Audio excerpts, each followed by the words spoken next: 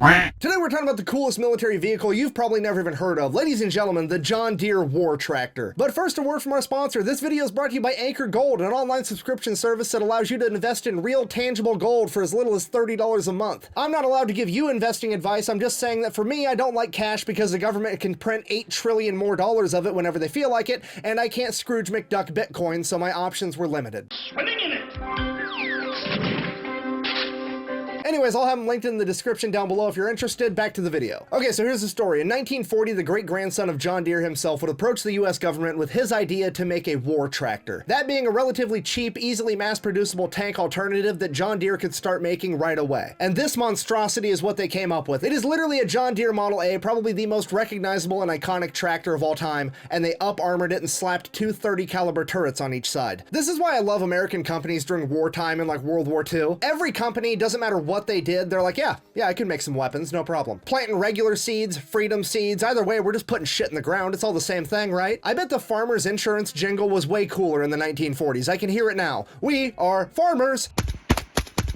Alright, so if the war tractor is so awesome, how come you've never actually heard of it before? Well, the military tested 3 different variations, and by the end of the testing, they decided that there's nothing that this tractor can do that a tank can't do better, so they scrapped the whole project. And this is one of the biggest tactical errors the US military has ever made. For one, tanks cost significantly more. And for two, there's a significantly higher barrier to entry. And what I mean by that is, nobody's joining the military already knowing how to work on and drive a tank. There is a fuck ton of people that join the military already knowing how to drive a tractor and work on tractors because they've been doing it since they were 7. Okay, what I'm trying to tell you is Uncle Sam missed out on a golden opportunity to intentionally weaponize farm boys. Okay, I am not a farmer, but I do live in Iowa, so I grew up in a farm community, and I literally married the farmer's daughter. And let me tell you, if there's anything even remotely close to the E4 Mafia in the civilian world, it is a bunch of farmers. They have the same exact MO. They want to get all their work done so they can go drink and have fun. Or as the farmers call it, chores. So if the entire front line is full of a bunch of farm kids with tractors covered in machine guns and you're a bad guy, the last thing you want to do is be considered the chores, because you're about to get done up quick. Not only that, but the level of fuckery they get into, it's impressive. Because I'm telling you right now, farmers know how to strategically transfer equipment to an alternate location. And if you don't believe me, make friends with a farmer and have him show you around,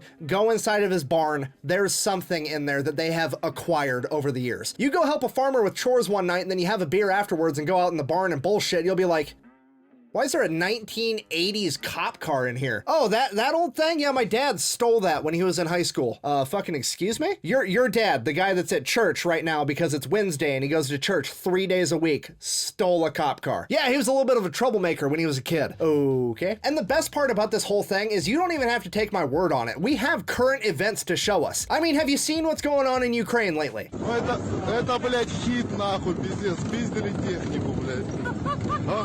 And that's just the metric version doing it with a regular tractor. Imagine what the Americans would be doing with war tractors. In conclusion, not mass producing the John Deere war tractor is one of the greatest tactical errors America has ever made. Don't mess with farmers. Thanks for watching. Best way to support the channel is go buy some merch, thefatelectrician.com. Quack bang out.